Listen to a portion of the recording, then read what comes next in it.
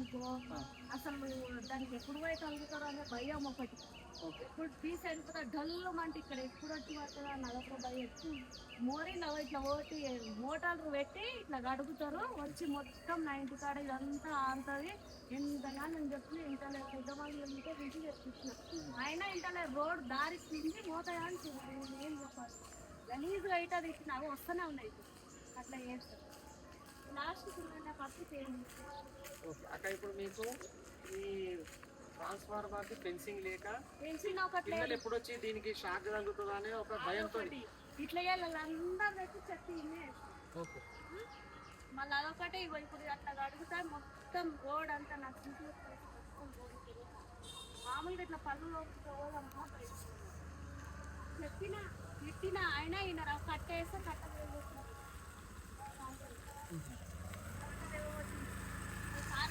వీళ్ళు ఎన్ని మీకు అర్థమవుతుంది అని చేస్తే కట్టేస్తే మొత్తం వీడే ఇల్లు నాకు ఈ ఇల్లు అయినందుకే నాకు ఇబ్బంది. పేరేంత రాక? నా పేరు ప్రవీణ్ అక్క.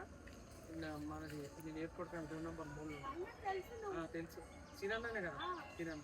మన ప్రజావేలు పాకాక అదే జనాలు ఏమేమి సమస్యలతో ఇబ్బందులు పడుతున్నారని తెలుసుకుందామని ఒక వీధిపాట కార్యక్రమం పెట్టుకొని మేము అందరం మిమ్మల్ని కలిసి మీ సమస్యలు తెలుసుకుందామని వచ్చినాక వీటి గురించి పరిష్కారం చూపే మార్గం కోసం మేము ప్రయత్నం చేస్తాం.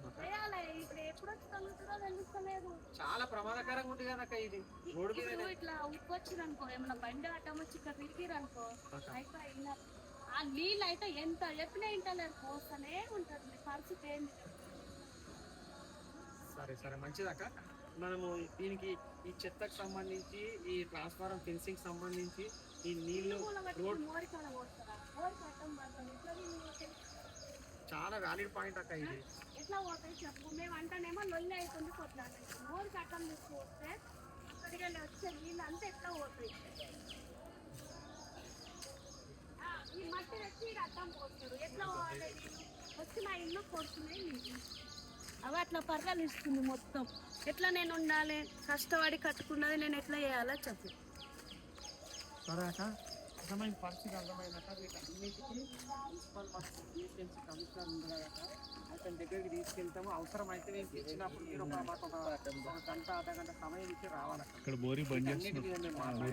సరేనాక? మంచిదాక, థ్యాంక్స్ అక్క.